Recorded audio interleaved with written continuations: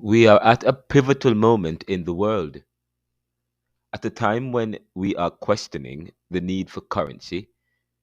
China, Brazil, and several other countries are seeking to replace the US dollar with crypto. Artificial intelligence is becoming normal talk in everyday language as society becomes more sophisticated thanks to advances in technology. I am Ronaldo Mackenzie, and welcome to another episode of the Neoliberal Realm podcast. This episode is entitled The World in Transition: China, Artificial Intelligence, and Crypto.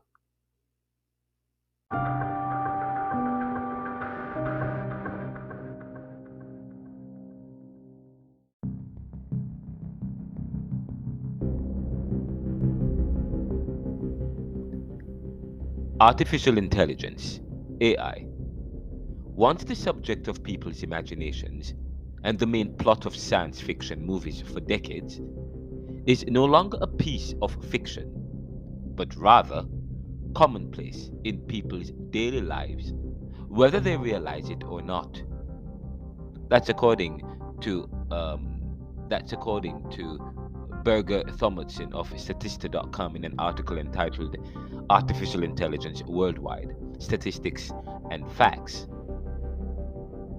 Now, AI refers to the ability of a computer or machine to mimic the competencies of the human mind, which often learns from previous experiences to understand and respond to language, decisions, and problems.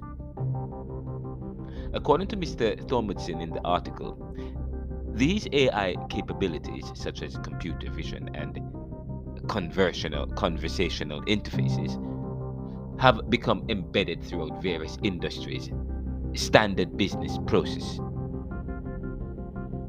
Now, the most prominent industries for AI adoption in organizations include high tech and telecommunications, financial services, and healthcare and pharmaceuticals. You can see an article I wrote entitled Challenges to Humanity: China, Cryptocurrency, Russia, and Artificial Intelligence in the Neoliberal Corporation's More magazine yesterday. Now, a major part of real world AI has to be solved to make unsupervised, generalized, full self driving work, as the entire road system is designed for biological neural nets with optical images. Now, that's according to a tweet from Musk University on Twitter. Now, I responded by saying, agreed. What will we do with the rideshare drivers who will be out of work once AI becomes fully functional in self driving cars? Not only are we to think about the road systems, but also the human being. The more we develop robotics, human work becomes unnecessary, which affects earning potential. Unless we come up with another mechanism to base earnings, or we will live in a welfare consumer world. Elon Musk responded, saying, and Tesla is getting it done. He was actually responding to Mr. Musk University, not to what I had said. Now, in response to Mr. Musk, I said, but who is working on the human and the loss of work? Who is working on revolutionizing human compensation that is tied to productivity and activity, which will become redundant to machines? For every skill or job, AI will eventually replace. So what's next and what gives?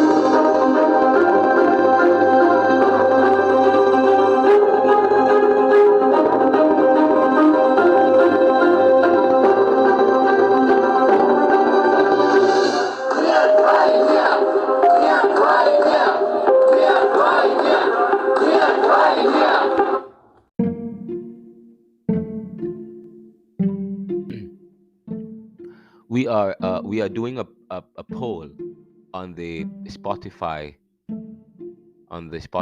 platform.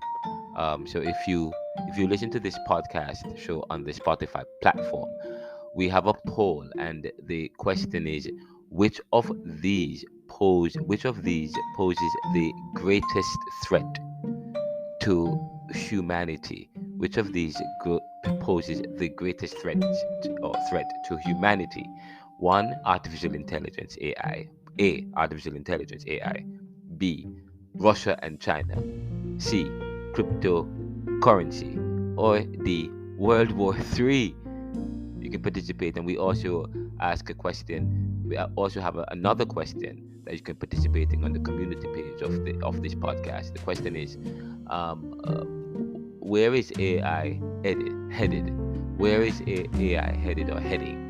You can participate. We will also probably create opportunities for those who don't listen on Spotify or if you listen on other platforms such as iHeartRadio or Amazon Music or Apple PA Adverb or Pocket Cast, Radio Public, Google Podcast, so on and so forth, Podvine, whichever one you listen to. We will make it. We will probably. You could actually go to the to Twitter, Ronaldo McKenzie, RENALDO MCKENZIE, Ronaldo McKenzie, and you can participate there. We'll have it available on LinkedIn and probably on Reddit. Give us a couple of days, but please participate. Thank you so much.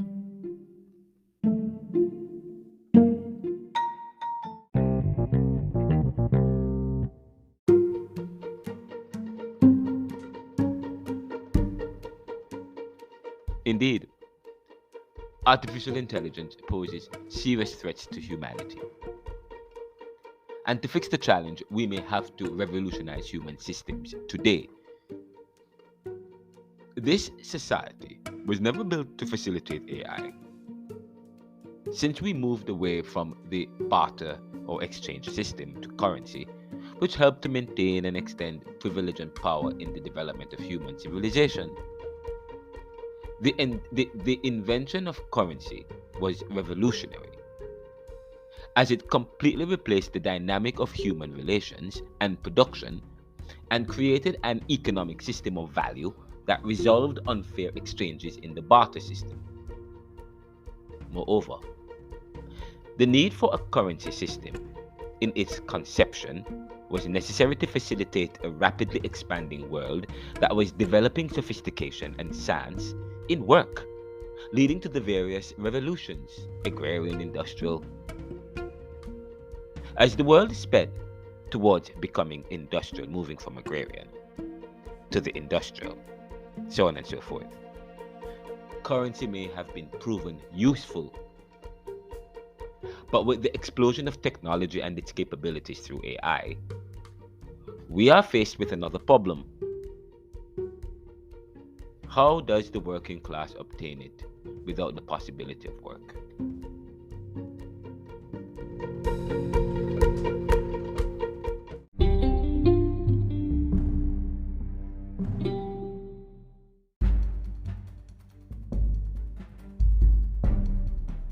To answer this question critically may lead us to several probabilities that are not possible. Several probabilities that are not possible, and that this is a deep point. Listen to what I'm saying here. Listen to the point I'm saying here. I said the need for a currency system in its conception was necessary to facilitate a rapidly expanding world that was developing sophistication and science in work, leading to the various revolutions, agrarian and industrial. As the world sped towards becoming industrial, moving from the agrarian to the industrial, currency may have been proven useful. But with the explosion of technology and its capabilities through AI, we are faced with another problem. How does the working class obtain money, currency, without the possibility of work? And I said to answer this question critically may lead us to several probabilities that are not possible. This is a deep point that we will flesh out later. And when I say later, I mean we will flesh this out later. But ultimately, we may have to get rid of money or currency. If we are to push the possibilities to its logical end, we may have to get rid of money or currency. We talk about neoliberal globalization, reconsidered neo-capitalism, and the death of nations. This is exactly what we're talking about. Because the dialectic of whether we live to work or work to live becomes whether we live to consume and consume to live. As technology replaces the working class work, and therefore their ability to consume and essentially to live in the new consumer society today and worse tomorrow. Social welfare will not be enough. We won't have enough work for the working class, especially with population growth, an explosion, and limited resources. We talk about economics study what the how to distribute limited resources that are limited amongst wants and needs that are unlimited.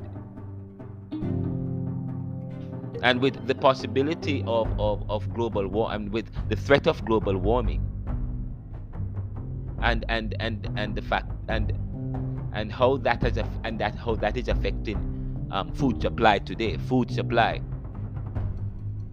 the issue of currency and money and AI is a very ominous outlook on life. The dialectic of whether we live to work or work to live becomes whether we live to consume and consume to live, as technology replaces the working class work, and therefore their ability to consume and essentially to live in the new consumer society today and worse tomorrow. Social welfare will not be enough to deal with the loss of human labor, and thus any currency they can obtain in order to consume and live. Already, politicians politicize social programs and are busy mopping up liquidity. If you want to see how technology can upend lives and society, just visit Kensington, Philadelphia. It is unlike any place you will notice in a first world country.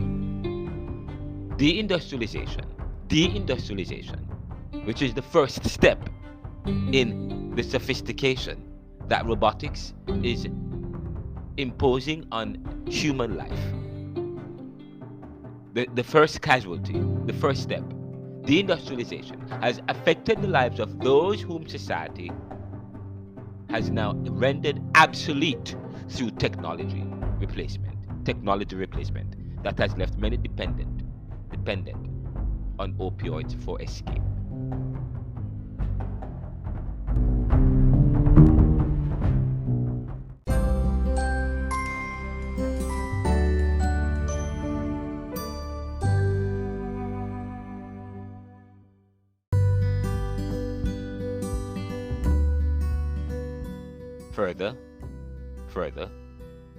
Move further, China, Brazil, and several other countries today are ditching the US dollar for cryptocurrency. That was always the plan though, but the US caught wind of it and made a wise chess move to dismantle Bitcoin, which was investing in crypto, and Silicon Valley Bank. And Silicon Valley Bank collapsed as the Chinese and the US rivals were investing in crypto and through social media promoted crypto. Now, many Americans, new investors with no sound knowledge of geopolitics and Wall Street, started using their stimulus money and hard-earned savings to invest in crypto and Bitcoin. Crypto was booming. The Chinese, Brazil, Russia, India, and some other countries were hoping to weaken the US by replacing the demand and dominance of the US dollar, and was even getting the support of people in the US. Little did they know how crypto was the currency that was supposed to upend the US dollar as the main and a major the major exchanged currency in the world. But the US acted,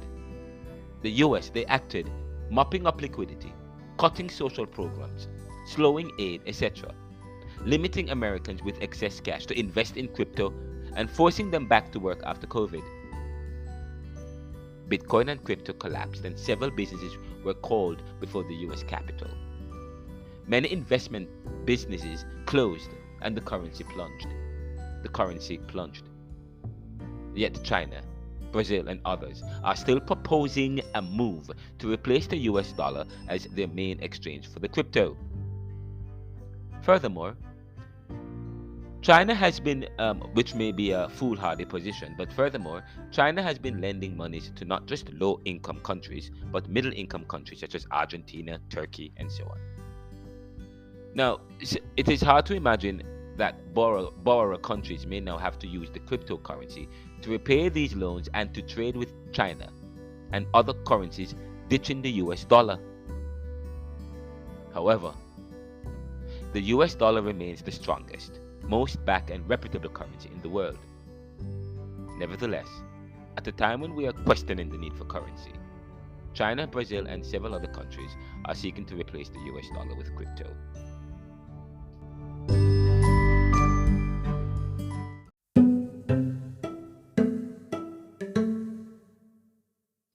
Now, this particular discussion here is situated within a larger post at the neoliberal corporation Moral magazine entitled Challenges to Human or Challenges to Humanity, China, Cryptocurrency, Russia, and Artificial Intelligence. In that article, I go further to talk about the issue of artificial intelligence. Artificial intelligence. And when we come back, we will delve into this issue of artificial intelligence some more, lifting up some more of the article that I had submitted that we had pulled from statista.com, exploring the facts and the outlook for artificial intelligence and the world. We'll be right back after this.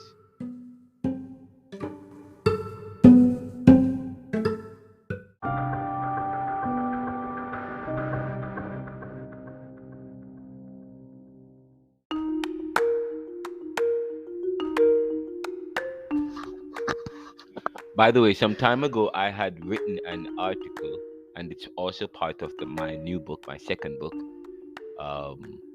And I did an article in LinkedIn, an article. It's also an article in letter of the day article in the Jamaica Gleaner.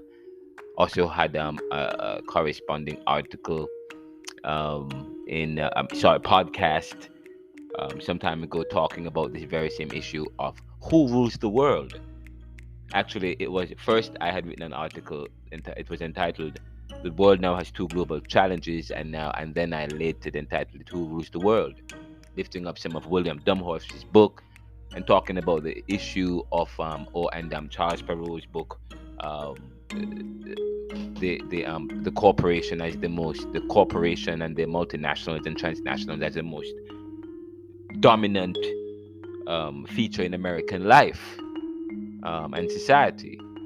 And that America and neo-capitalism, which is about greed and so on and so forth, is being taken advantage of by China and Russia, who have created a market where their citizens now can purchase goods. And because they have so many billions of and so on of people who purchase American goods and watch American TV, basketball, and so on and so forth, American corporations are heavily dependent on those markets. And so because the China, which is a state-run, has a state-planned economy, can control those the consumer behavior, then these corporations, which in a sense which in a sense form the status quo, the elites, or the decision makers within our society, in a sense, because in a sense they indirectly they can be controlled by they're controlled by China. So the question of who rules the world now has been shifted from just looking at it and in terms of American corporations to now looking at it from a perspective of China's strategy to take advantage of of of of of this greed, of this farkis, of this nepotism, of this neo capitalism. and of course moving, and of course right now what with the Russian invasion and what's going on, it's as if we're setting the stage for another, for some kind of tension. America's dominance has been threatening the world today. But let us continue on this discussion looking at AI and how that also poses challenges to society, and talking about who rules the world, looking at artificial intelligence. We'll be right back after this and we'll delve into that.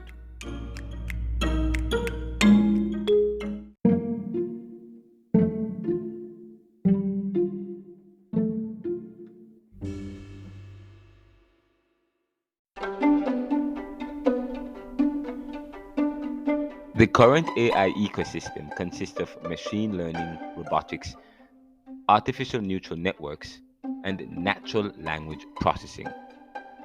In machine learning, programs learn from existing data and apply this knowledge to new data or use it to predict data. The field of robotics is concerned with developing and training robots. Usually, the ability of a robot to interact with people and the world follows general rules and is predictable. However, current efforts also revolve around using deep learning to train robots to act with a certain degree of self awareness. For more on the AI ecosystem, trends, drivers, and applications, you can take a look at the Statista in-depth artificial intelligence report, which shows that the number of startup companies today that are involved in artificial intelligence, as of March 16 by category, as of March 16, 2016 by category. And I'm looking at the data here. As of the number of startup companies working in the artificial intelligence market worldwide as of 2016 by category is staggering. I'm looking at the report now, and if you can actually go to the and go to this article, and the article that I'm referencing here is entitled "Challenges to Humanity: China, Cryptocurrency, Russia, and Artificial Intelligence," because earlier we talked about cryptocurrency poses threats to humanity, and we're talking about the explosion of the technology, and also the investment of businesses in the technology, and so I am now looking at the data and the startup companies working in AI, and it has grown significantly.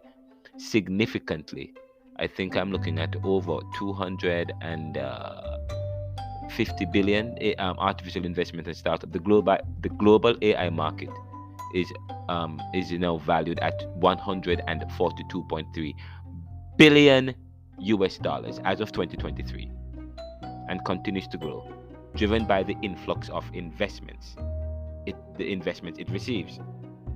From 2020 to 2022, the total yearly corporate increased by 5 billion US dollars, nearly doubled its previous investments, with much of it coming from private capital from US companies. The most recent top-funded AI businesses are all machine learning from chatbot companies focusing on human interface with machines. So the question is, where is AI heading? Now, the increase in AI investment is coupled with the increasing need for AI talent. Many companies have posted job opportunities for those with AI talent across IT companies or IT departments, as well as in other business areas. Organizations worldwide struggle to hire for AI-related positions because AI is moving at such a fast pace, emphasizing the critical demand for workers with such skills. The AI talent shortage goes hand in hand with the overall global rise in the AI and machine learning use, with the overall machine learning use cases throughout companies. Now, popular applications for AI and machine learning include improving customer experience and generating customer insights, as well as the newcomer of generative AI. Given the considerable and continuous expansion of the industry, we can expect to see more of AI in the coming years.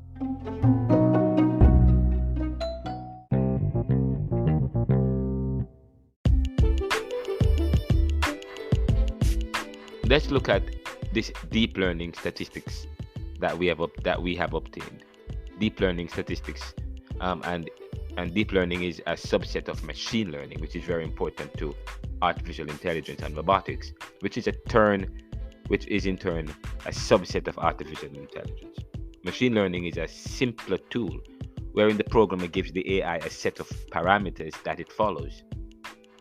Increased utilization of deep learning has the potential to greatly reduce the manual work of programming parameters for AI across several industries.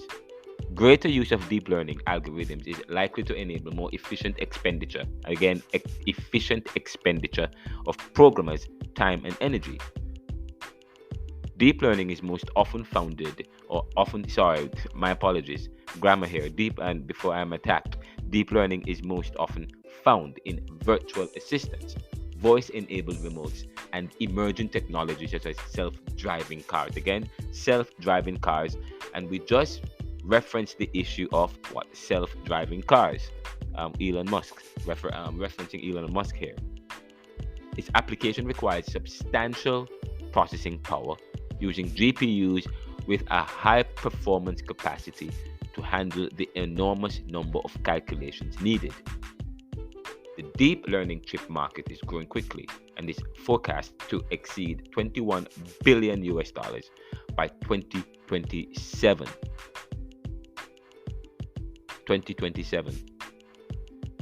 And I am looking at the data which shows revenues from artificial intelligence software market worldwide from 2018 to 2025 in billions, and it is staggering. We're talking about up to $125 billion. How is it different from machine learning? And we said that machine learning operates on simpler data than deep learning and uses structured data for its algorithms. Deep learning, however, and this is important, this is important conversations, which sounds like a lecture, but it's something that is important for us as we look beyond the 21st century. Deep learning eliminates much of the pre-processing involved with machine learning by being capable of ingesting unstructured data, such as text, and extracting the necessary data. This also means that there is a difference in the skill required to code deep learning and machine learning.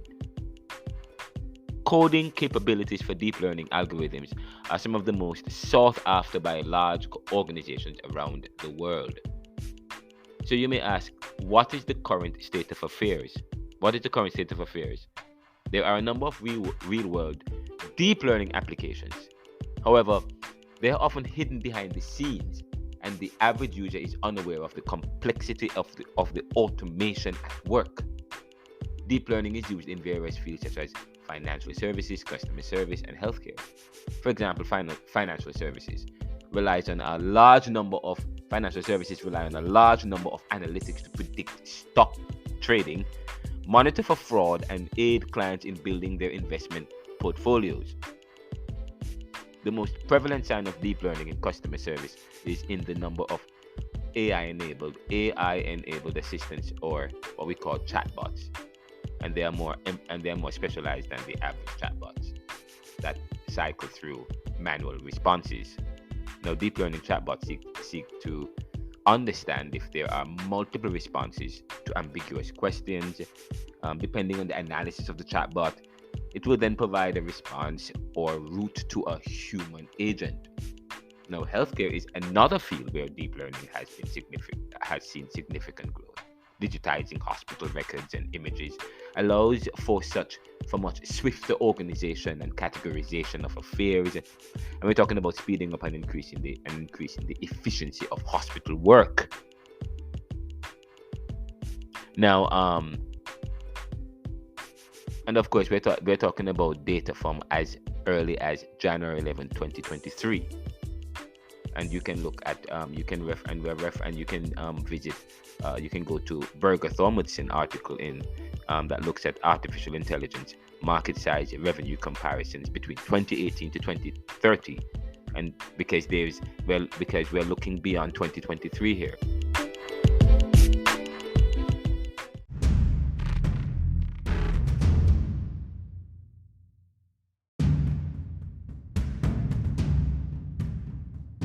So the worldwide market revenue for artificial intelligence is forecast to grow significantly from 2018 to 2030.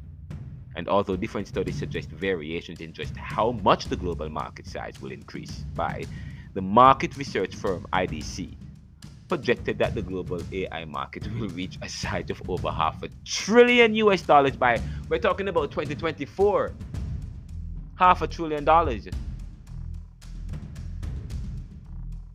Precedent research suggests the market will grow to over 1.5 trillion US dollars by 2030. So the question is, what is IBM position in the AI market? IBM. The current AI market race is led by IBM, and that is why this question is very important of IBM, which holds a global market share of more than 9%. IBM is also the leading company in terms of active machine learning and AI patents worldwide, with more than 5,500 patent families as of November 2020. And of course, next to IBM is the global AI patent race. Microsoft and Samsung, each within 500 patent families from IBM. So of course, IBM is set to become probably whoever owns IBM is set to become the next the wealthiest person in the world. Albeit, of course, Elon Musk, who has spent over $44 billion on Twitter, and it's valued at what, 24 billion now. But of course, especially with the race in terms of who is the wealthiest. AI startup. Now, just so you know, the enthusiasm in AI technologies and their applications worldwide is leading to a growing number of AI startup and kindling existing companies. Their interest in this field, of course. The number of AI startup acquisitions has increased steadily since 2010, growing by almost fourfold between 2015 and 2018. Increases in AI startup acquisitions have been met by increases in funding of AI startups. Global funding increased from over $1 billion US dollars in 2013 to 8.5 billion US dollars in the first quarter of 2020 alone.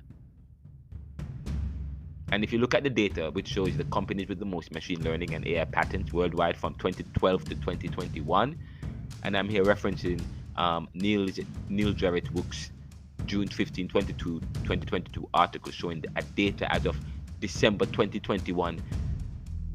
Tencent was the largest owner of active machine learning and artificial intelligence patent families worldwide, with 9,614 families owned. And of course, in 2020, the company had claimed the leading position from Microsoft, now ranked 6th with 5,821 active families owned. Baidu is ranked second. Baidu is ranked second with just over 9,500 patent families. And of course, the statistic is based on data provided by Patent Site. And of course, the two leading companies had a lead of more than 2,100 patent families over IBM, who owned 7,343 active patent families in this technology field. Now, guys, I'm gonna end here by saying, if you want to read about this some more, you can go to theneoliberal.com. This article is available. It's entitled Challenges to Humanity: China, Cryptocurrency, Russia, and Artificial Intelligence. And also the one entitled Who Rules the World and the World have two global challenges.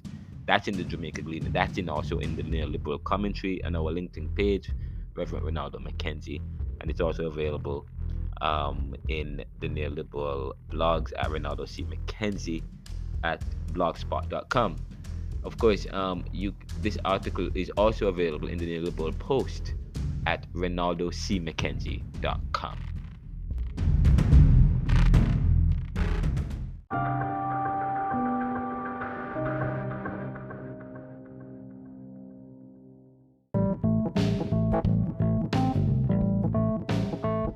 Thank you for listening to another episode of the Neoliberal Round podcast. Visit us at anchor.fm/the neoliberal. And it's difficult for me to remember the new. We haven't, Spotify has taken over Anchor, and I can't. It's not. The link is not as easily reeled off my tongue anymore. I can't say anchor.fm/the neoliberal. It's some Spotify slash something blah blah blah. But I believe if you still type in anchor.fm/the neoliberal, you can still get it. And don't remember, you can subscribe for free on any stream. We are also available on video in YouTube at YouTube, and we're gonna we're gonna be setting up our podcast as well via that. And we're available on Amazon, iHeartRadio, the Audible, so on and so forth. Visit us at ronaldocmckenzie.com. We have a podcast page there as well. And please don't forget to share the show with your friend. Let us know how we're doing. Subscribe for free. And please donate to us at anchor.fm/the neoliberal/support. We will we're going to talk a little bit about what we're doing in terms of the neoliberal and how we need your support so that we can supply our market. We have a market, but we need your help to make that into a possibility. We're all about serving the world today to solve tomorrow's challenges by making popular what was the monopoly. And we are going to be pulling the book Neoliberalism, and then we're going to make it available. And we're going to be doing some book tours coming up shortly, all over the Caribbean, the UK, the US. And so look out for that. Thank you for listening. And please send us your feedback and email us at info@theneoliberal.com. And you can submit to us your journals, your blogs, your audio messages, or if you want to include an audio message on one of our podcast shows, send us your blog, send us your feedback, send us your audios, send us your journals to submissions at theneoliberal.com. What good?